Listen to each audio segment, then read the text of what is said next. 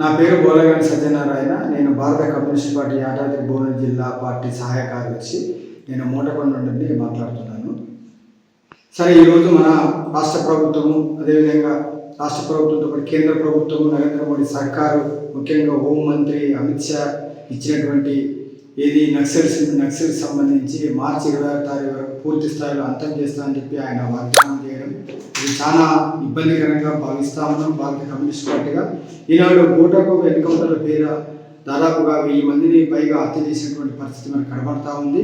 ఈనాడు naxalism మావోయిస్టులు అంతా కూడా ఏది తుపాకులు వీడి జనజీవన సంస్థలు కలవాలని కోరుతున్నటువంటి ప్రభుత్వానికి, ముఖ్యంగా మేము భారత కమ్యూనిస్ట్ పార్టీగా ముఖ్యంగా వారు చంపకుండా ఉండడానికి ప్రయత్నం చేసేటువంటి పద్ధతిలో వారు చర్చలకు వస్తారన్నా కూడా చర్చలు పిలవకుండా ఈనాడు బూటకు ఎన్కౌంటర్ ద్వారా అనేక మందిని, ముఖ్యమైనటువంటి నాయకత్వాన్ని కూడా వాళ్ళు అరెస్టు చేసి బూటకు ఎన్కౌంటర్ ద్వారా వాళ్ళు హత్య చేయడం అనేది సమంజసం కాదు ప్రభుత్వానికి.